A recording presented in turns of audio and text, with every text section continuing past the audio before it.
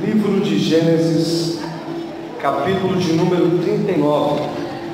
Vou trazer uma mensagem, uma rápida palavra, na verdade uma reflexão aos irmãos. Não tenho nem tanto uma palavra, uma mensagem assim extensa. Falar sobre o pecado e a casa de Potifar. Fala para o irmão que está do seu lado assim: o pecado e a casa de Potifar. Então o Senhor falou comigo durante essa semana sobre esse texto. Estou mergulhando nele ainda. Tem muitas coisas que estou ruminando e ele está edificando a minha vida, e quero compartilhar com os irmãos a respeito do que o Senhor tem ministrado sobre o meu coração. Livro de Gênesis, capítulo de número 39, a partir do verso 1. Diz assim: José foi levado do Egito, e Potifar, o oficial de Faraó, comandante da guarda egípcia, comprou dos ismaelitas que o tinha levado para lá. O Senhor era com José, que veio a ser homem próspero, e estava na casa do seu senhor egípcio. Vendo quem, irmãos? Quem estava vendo? Vendo no 3. Vendo Potifar que o Senhor era com ele, e que tudo o que ele fazia, o Senhor prosperava em suas mãos, logrou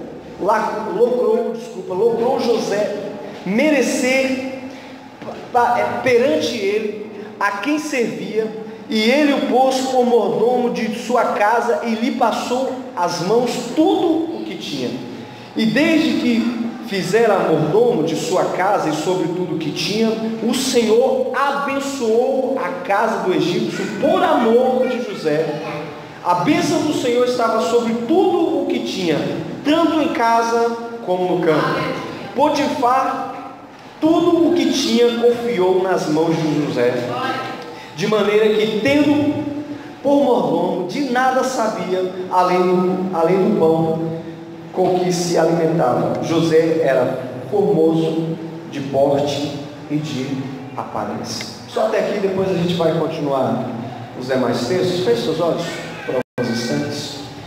Espírito Santo, nós te agradecemos desde já, porque a tua palavra é viva e eficaz, e que faz divisão entre juntas e medulas. Nós queremos que o nosso coração esteja com a expectativa grande com relação a receber o maná que vem diretamente do trono de Deus para nós essa noite. Espírito Santo, que nós possamos estar com os ouvidos prontos, Senhor, para ouvir a tua palavra, que a nossa mente seja, ó Pai, levada diretamente ao trono do teu altar, para receber a palavra que está vindo diretamente do Senhor para nós nessa noite, em nome de Jesus. Amém, amém. Você pode aplaudir ao Senhor, irmão? Então, como eu estava relatando para os irmãos, o tema da minha ministração dessa palavra é o pecado e a casa de Potifar. Primeiro, para que os irmãos se situem e entendam por que esse texto, deixa eu falar. José era um dos 12 filhos de Jacó. Nesse período, né?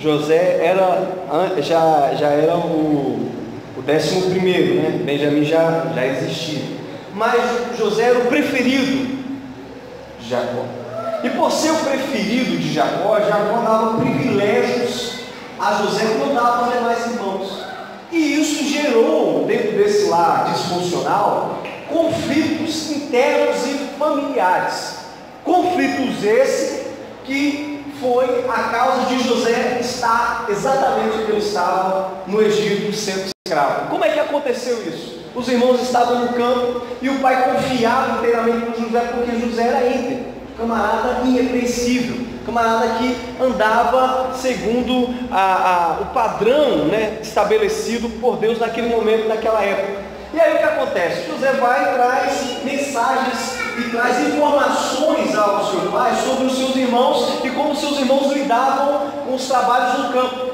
E os irmãos ficavam muito indignados, porque José não escondia nada. Ele era claro, ele era objetivo e falava exatamente o que acontecia. Só que aí isso aconteceu o que? Os irmãos então reuniram entre si, falaram: rapaz, é o seguinte, vamos resolver a situação.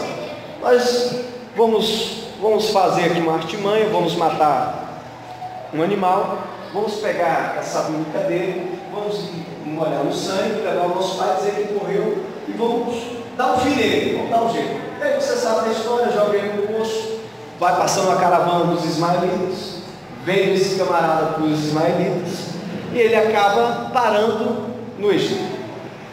E quando ele para lá no Egito, ele está, não sei se você já assistiu muito filme de escravos, você sabe que os escravos, eles eram comprados pelos dentes, né, pelo corpo, né, se tinha alguma marca, se tinha algum defeito. Até esses dias eu estava assistindo um documentário, um history, chamado Raízes, que fala sobre, né, esses tráficos de navios negreiros. Eles olhavam até se tinha próximo, né, eles olhavam tudo para saber se estava comprando um homem ou um escravo de qualidade. Então, imagino eu que da mesma forma como se aconteceu nesses tempos mais próximos da gente, se aconteceu também com José. Ele foi colocado à mesa para ser vendido, e Potifar, como era próximo de Faraó, teria privilégios e também financeiramente condições de comprar um escravo de qualidade. Por isso que ele comprou exatamente quem? José. E ele observa que José tem algo diferenciado. José servia ao Deus de Abraão, de Isaac e de Jacó, como nós também aqui anteriormente. E o interessante é que Deus prosperava José aonde ele estivesse. E a prosperidade, a bênção que Deus tinha derramado sobre a vida de José era tão notório que você vai perceber que Potifar exatamente percebe isso e fala: esse camarada tem algo diferente nele. Ele tem algo que me chamou a atenção. Ele não é normal como os outros escravos. Os outros escravos simplesmente fazem o que fazem todos os dias, mas esse camarada faz de uma forma diferente. Eu vou olhar para ele de uma forma diferente. E você vê que Potifar olha para José e fala assim: e vendo Potifar, no 3, que o Senhor era com ele e que tudo que ele fazia, o Senhor prosperava em suas mãos. Imagine, irmãos, você sendo escravo, longe da sua família, distante dos relacionamentos que você tinha, você foi vendido pelos seus irmãos, saiu, mas mesmo assim você tem um Deus que nunca te abandonou. Você tem um Deus que guarda você, protege você, mesmo na escravidão, mesmo debaixo de um jugo que talvez você possa pensar a princípio que não vai suportar. Irmãos, imagine como é que foi a trajetória da saída de onde ele estava até chegar no Egito. Eu não sei exatamente quantos quilômetros foi, mas eu sei com quem ele andou. E quem ele andou foi os ismaelitas. Quem eram os ismaelitas? Eram descendentes do seu tio avô, Ismael. Quem foi Ismael? Simplesmente foi o filho bastardo de Abraão, que ele teve que mandar embora, junto com Agar, e ali concebeu e teve uma geração gigantesca. Mas imagine a rixa que tinha. Rapaz, você é filho de Jacó, né? E está aqui com a gente. Aí, pois é, né? Se nascesse do nosso lado, poderia estar melhor, hein? Mas não, você nasceu do lado de Isaac, né, amigo? Está aqui preso agora, vou te levar para o Egito. Eu não sei bem, irmãos, mas acho que deveria ter esse tipo de conversa, porque a estrada era longa, né? E o que ele falaria para eles em conversa? Ele deveria fazer algum tipo desses comentários, mas isso é só uma especulação, é uma ideia que eu imagino. Então, quando ele chega no Egito, aí ele vai especificamente para a casa de Potifar. E é aí que eu quero entrar, porque na casa de Potifar ele era abençoado, ele abençoou Potifar, e Potifar cresceu por causa das mãos de José. Só que tem um fator interessante, só que na casa de Potifar é o teste para saber exatamente se você confia nas mãos do Senhor ou se você está confiando na força do seu braço.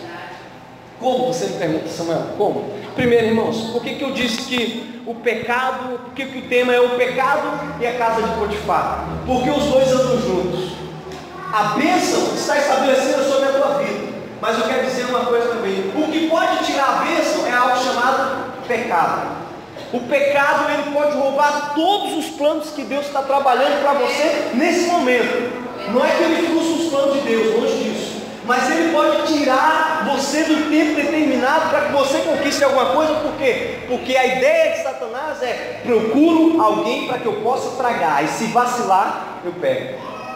Então, a casa de Potifar é um ambiente de crescimento. A casa de Potifar é um ambiente de você mostrar que Deus está trabalhando na tua vida e que você possa derramar suas bênçãos sobre a vida de outras pessoas. Mas a casa de Potifar também é o teste para saber se o seu caráter é de fidelidade ou não. Mas por que então Samuel está falando dessa questão de pecado? Primeiro, por que nós desejamos tanto pecado, irmãos? Por que o homem é tão pecador? Por que o homem anseia tanto pelas práticas do pecado? Então vamos dar um passeio na Bíblia, vamos lá para o 1 Timóteo, capítulo de número 1, a partir do verso 15. Eu quero dizer para os irmãos é que todo homem, ele é pecador. Mas, outra coisa que eu quero dizer para os irmãos, é que quando encontramos com Cristo, nós somos remidos e lavados pelo sangue do Cordeiro. E passamos a tê-lo dentro de nós. E isso, irmãos, nos faz aproximar-nos de Deus, para voltarmos a ter relacionamento com Ele. Então, 1 Timóteo, capítulo de número 1, a partir do verso 15, diz assim a palavra do Senhor: fiel é esta palavra. O que Paulo está dizendo, irmãos? A palavra de Deus, né? E digna de toda aceitação, que Cristo Jesus veio ao mundo para salvar os pecadores, dos quais eu sou o principal. O que Paulo, se Paulo, irmãos, é o principal dos pecadores, e mesmo assim foi salvo, eu e você, como no lucro, também podemos ser salvos por essa graça. Gente, já parou para pensar isso? Se o principal, o maior dos pecadores, recebeu a anulação dos seus pecados, da dívida que ele tinha, quem dirá nós? Mas e por que nós ansiamos pelo pecado, irmãos? Por quê? Pela natureza pecaminosa que nós temos, por causa do velho homem, por causa do Adão. Nós nascemos e viemos da descendência de Adão. Então o que nós temos então? Nós temos a natureza pecaminosa. Então qual é a diferença então, Samuel, de ter a natureza pecaminosa e permanecer no pecado? Eu desejo o pecado, mas eu tenho que lutar contra as práticas do pecado. Aleluia. Parou para entender? Vou tentar dizer para os irmãos de uma forma mais clara. O fato de eu tirar passaporte significa que eu posso ir para qualquer país, irmão? Alguém pode me responder? O fato de eu ter passaporte significa que eu posso ir para qualquer país? Não, né? Por que não? Porque existe um monte de burocracia, de regras que eu tenho que seguir para ir lá. O fato de eu ter a natureza pecaminosa dentro de mim, não significa de fato que eu tenho que abraçar o pecado, que eu tenho que deixar que ele entre dentro da minha vida e estabeleça o teu princípio lá dentro. Eu tenho que lutar contra as práticas do pecado. Eu tenho que vencer as práticas. Por quê? Quem é que eu tenho de modelo? Jesus. Veio em forma de homem, teve as mesmas paixões que eu e você tem e venceu o pecado. Por que nós temos Jesus como modelo? Porque, mais uma vez, ele veio em forma de carne, como eu e você, foram sujeitos às mesmas paixões que eu e você e venceu. E venceu as paixões. Mas então, Samuel, aqui eu estou te mostrando primeiro aspecto, que você pode ser pecador, tem a natureza pecaminosa, mas você pode vencer o pecado através de Jesus Cristo. Paulo está dizendo, fiel essa palavra, digna de toda aceitação, que Jesus veio ao mundo para salvar os pecadores, ou seja, todos estão incluídos aqui, eu e você, todos nós, dos quais eu sou o principal. Paulo está dizendo, eu fui salvo, através dessa graça, de Jesus Cristo, eu era pecador, mas através do momento em que eu encontrei com Ele, a minha vida foi transformada. Mas quem é que encontra com Ele, quem é que deseja tê-lo, mas muitas vezes não muda as práticas do pecado? Vamos lá para Romanos, para você entender. Se nós encontrarmos com Ele, não mudarmos as práticas do pecado, nós receberemos um prejuízo, irmãos, gigantesco. Romanos capítulo 1, a partir do verso 21.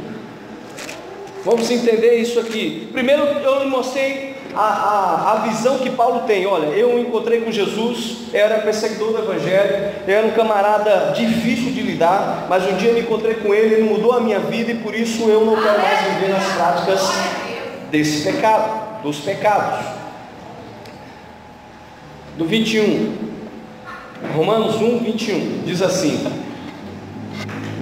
porquanto, tendo conhecimento de Deus, não o glorificaram como Deus, nem lhe deram graças, antes se tornaram nulos em seus próprios raciocínios, obscurecendo-se-lhes o coração insensato, inculcando-se por sábios, tornando-se loucos, e mudaram a glória de Deus incorruptível em semelhança de imagem de homens corruptíveis, bem como de aves, quadrúpedes e répteis. Por isso Deus os entregou tais homens à imundície, pelas concupiscências do seu próprio coração, para desonrarem o seu corpo entre si. A Bíblia está dizendo aqui, irmãos, que nós, como temos ciência de que somos pecadores, e que mesmo assim continuamos nas práticas do pecado, nós temos uma consequência. A Bíblia diz que Deus nos entregou para as suas próprias paixões, seus próprios desejos carnais. Por isso que você vê, nossa, como tem tanta coisa horrível no mundo, e às vezes você assiste jornal. Eu sou um camarada que sempre de manhã assiste jornais e viu tantas coisas horríveis. Essa semana mesmo, ou foi hoje, eu assisti uma reportagem de um camarada que tinha um relacionamento com uma moça de 17 anos, há muito tempo, esse relacionamento cheio de brigas. De repente ele vai na casa dessa moça, não encontra ela, sequestra os pais, e de repente acha a moça e começa a fugir. De repente ele dá um tiro na sua própria cabeça, e além de matá-la, ainda pegou um tipo de raspão na moça. E aí eu fico, o que acontece? Como é que Satanás influencia tanto a vida das pessoas para tomar decisões tão tolas? Será que ele não imaginou que haveria salvação para a vida dele? Será que ele imaginou que poderia ter uma vida diferente, poderia recomeçar do zero? Deus poderia ter dado várias oportunidades para ele mudar. Mas imagine, irmãos, quando nós nos tornamos sábios para nós mesmos, entendemos das coisas de Deus e não queremos mudar, Deus nos entrega as nossas próprias paixões. Por isso que eu digo que a nossa natureza pecaminosa é algo terrível, irmãos, que temos que saber lidar com ela o tempo todo. Por isso que eu digo para os irmãos, a casa de Potifar é um lugar de você mostrar que é abençoado, mas é um lugar também de você ser testado o caráter. Parece que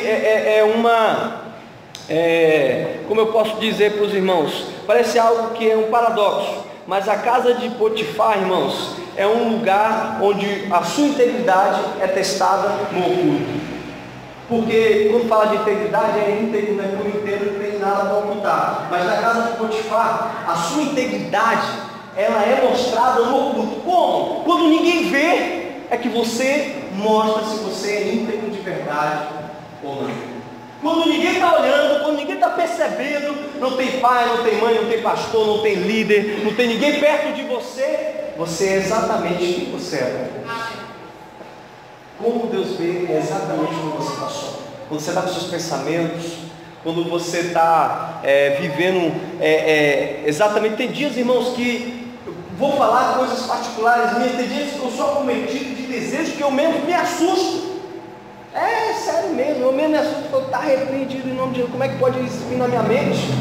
Coisas que eu nem imaginava que eu poderia pensar, veio. Aí você diz assim, então quer dizer que você agora, Samuel, participou disso? Não, veio, foi lançado, a semente foi lançada. Depende se eu pego e cravo na terra do meu coração ou não, irmãos. Porque se eu olhar e descer no meu coração e eu conceber, aí sim eu entro no nível do pecado. Mas se eu rejeito isso, repreendo, passo o sangue, elimino a minha vida, eu estou dando uma oportunidade de novo para ele poder caminhar sem essa mancha do pecado. Aí você pode dizer, Samuel, mas o pecado pode ser curado, pode ser restaurado. Você pode observar, Samuel, que lá na Bíblia, Davi, você vê que Davi caiu no pé de cego e o povo não falou nada. Você vê que não aconteceu nada. Irmãos, aí que você se engana. Porque em que Davi errou? Davi errou simplesmente ser como qualquer outro rei era. Porque qualquer outro rei podia dormir com a mulher que ele quisesse, ninguém podia falar nada. Mas Davi não era como qualquer outro rei. Davi era um homem sempre do coração de Deus. E ele colheu consequências, irmãos, que foram trágicas para a vida familiar dele inteiro. Era um homem consagrado? Muito. Nunca houve um rei como Davi. Nem se ouve falar, nem nos outros reinos dessa terra. Mas Davi cometeu um erro. Qual erro? De ser como qualquer outro. José poderia cometer um erro. Qual o erro que José poderia cometer na casa de Potifar? Eu posso ser como qualquer outra pessoa do mundo. Eu posso ter as ações. Por que o mundo faz as coisas e prospera? Eu estou aqui dentro da igreja, vivendo no nível de integridade com Deus, e não vejo nada acontecer na minha vida. Porque, imagine só, José poderia ter algumas indagações, a gente não sabe. Imagine se José tivesse uma indagação: rapaz, eu estou tão longe de casa, ninguém está me vendo, eu posso tomar qualquer tipo de decisão aqui, ninguém nem vai saber o que está acontecendo. Mas eu digo para você, há um Deus que tudo sabe e tudo vê, e Ele não vai deixar passar nada impune. Nada. Tudo que fazemos, ou tudo que fizemos, um dia será trazido à luz. Porque na luz, nada que está nas trevas pode esconder. Por que, irmãos, que eu estou trazendo essa palavra? Porque falou fortemente ao meu coração, e eu tive um nível de preocupação comigo mesmo. Porque se eu estou sendo abençoado, se eu estou dentro da casa de Potifar e outras pessoas são abençoadas porque eu sou abençoado, então eu tenho que meu nível de cuidado tem que aumentar. Imagine, irmãos, a casa de Potifar só foi abençoada porque José estava lá. Mas nem por isso o pecado deixou de bater na porta. Nem por isso o pecado deixou de bater na porta. Volta lá para Gênesis, capítulo de número 4, lá para o final da história de Caim e Abel. Você vai entender uma coisa, irmãos. Vai entender que Deus faz questão de te anunciar. Minha esposa estava falando que se programar para não pecar ontem. Eu estava falando isso, que às vezes a gente tem que se programar para não pecar. E eu falei com ela que não tem como o ser humano programar para não pecar. Tem como é que eu vou me programar para não pecar? Como é que eu vou saber qual é a hora que eu vou pecar? Mas ela, nas suas indagações, conseguiu me convencer que a gente tem que se programar para não pecar. Primeiro, irmãos, observa, Gênesis capítulo 4, a partir do verso 6. Então disse o Senhor: por que andas irado? Gênesis capítulo 4, verso 6. Por que andas irado e por que descaiu o seu semblante? Se procederes bem, olha o que o Senhor está dizendo, não é certo que serás aceito? Se todavia procederes mal, eis que o pecado jaz à porta, e o seu desejo será contra ti, mas a ti cumpre dominá-lo. Está dizendo que não vai aparecer, irmãos? Não, você agora que se converteu, o desejo nunca vai aparecer no seu coração. Você nunca vai desejar coisas estranhas. Igual você recebeu a Cristo como seu Salvador, a partir de agora você vai ser um camarada iluminado. Não vai aparecer nada difícil para você na sua... Nenhum tipo de bandeja vai aparecer. Você vai viver um mar de rosas. A Bíblia diz que Deus falou para o primeiro homem que foi homicida na terra: você domina os seus desejos. Você domina os seus desejos e as suas paixões. Você domina. Se Deus falou para o homem que foi o primeiro homicida, dizer para ele: você pode.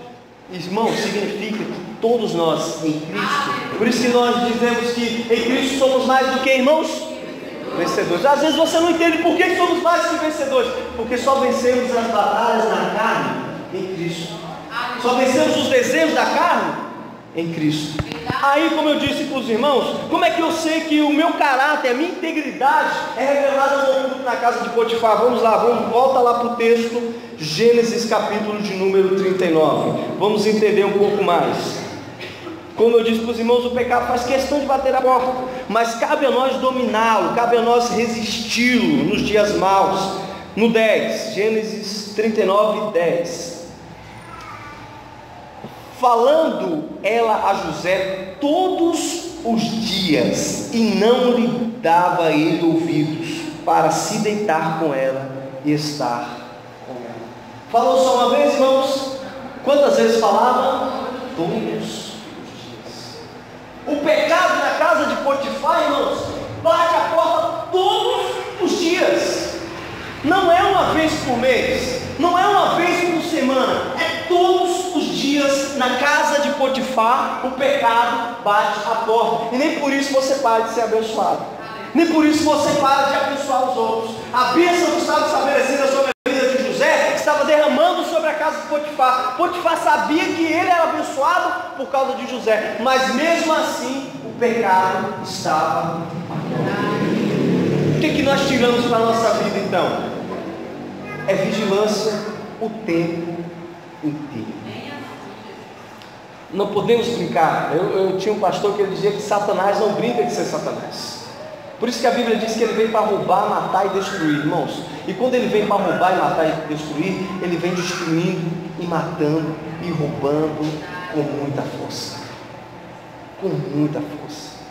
Ele não está brincando nesses últimos dias. Satanás não tem brincado, e a gente percebe que nós estamos muitas vezes descansando demais na casa de Potifar. Deus já nos abençoou tanto, já nos enriqueceu tanto aqui. Vamos relaxar. Esse negócio de pecado aí, de ter que ter cuidado com o que eu estou falando, ter que ter cuidado com o que eu estou assistindo, ter que ter cuidado com o que eu estou conversando, com o que eu estou desejando. Isso aí é balela, isso é coisa de pastor quando não tem o que pregar e fica falando dessas coisas. Isso é coisa de líder quando não tem o que falar, fica falando dessas coisas. Irmão, vigia, esse negócio aí é coisa de crente. Vamos parar com esse negócio. Eu estou sendo abençoado, é o que importa.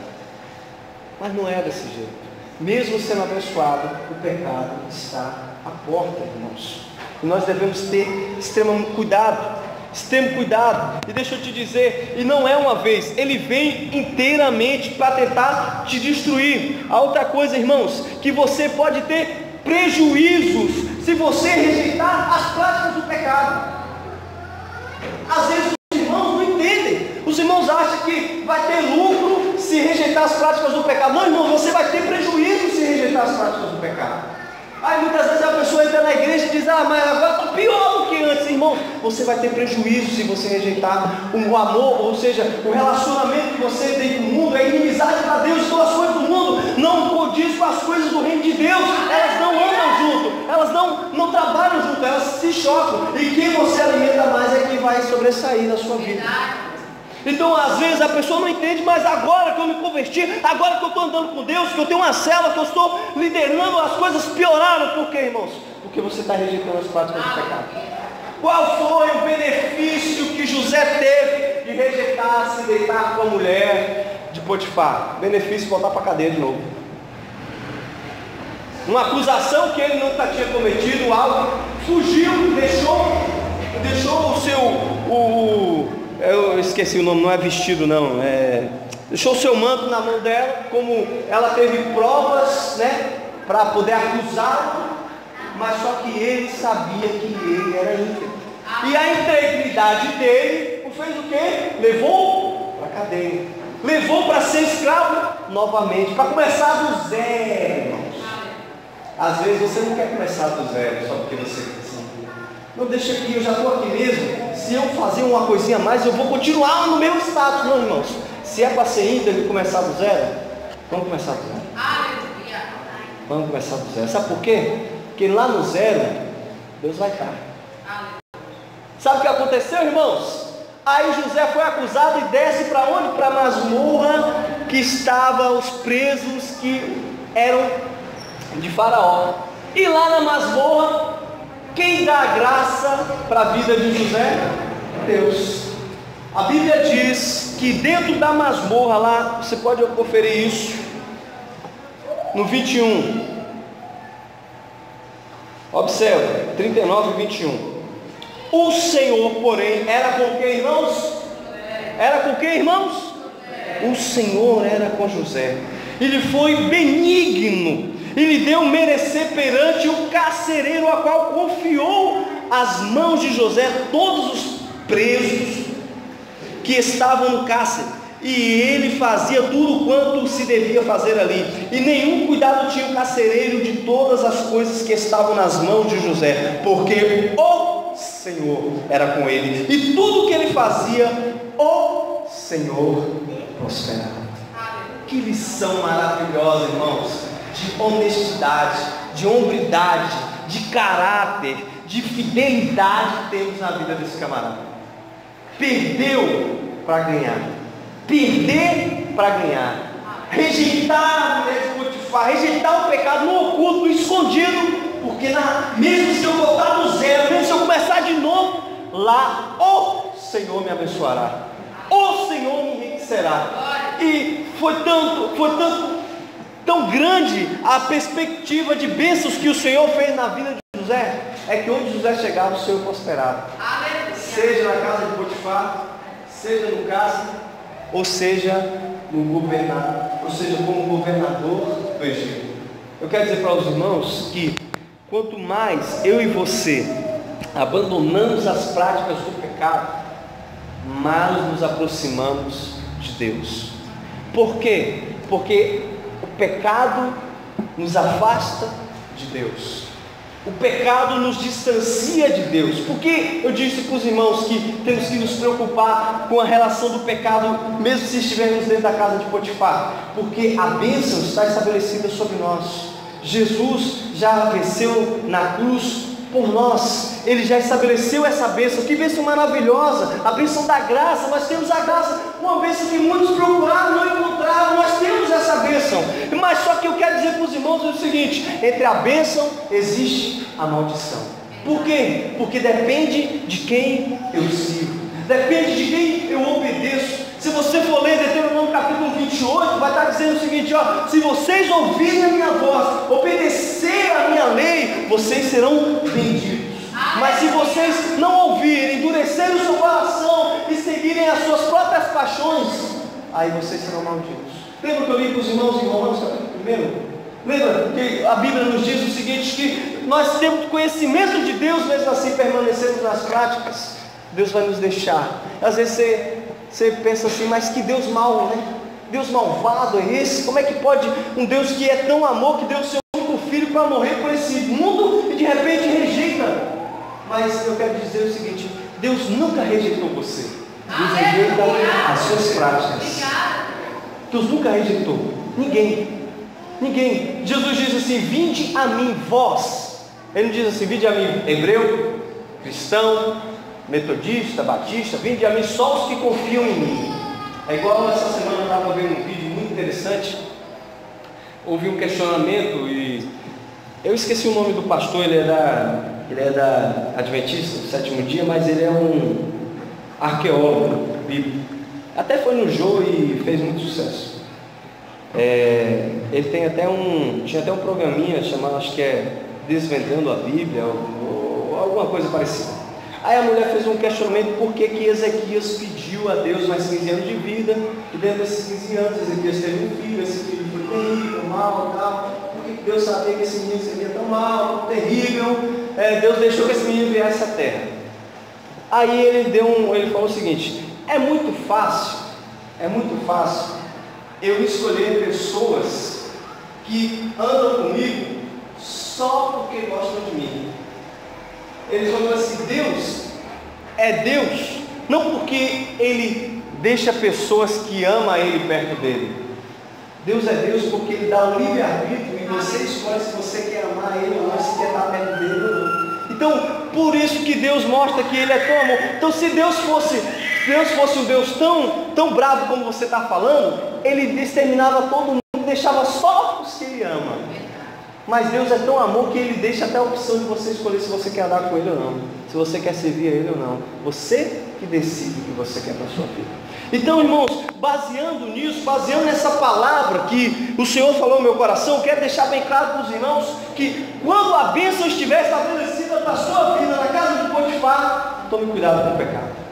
Tome cuidado com o pecado, porque o pecado ele vai atrapalhar a sua vida e o seu relacionamento íntimo com Deus. Então, na casa de Potifar, vamos ter os mesmos aspectos que José teve. Vamos nos esconder, vamos correr do pecado se for preciso, mesmo se for para começar do zero.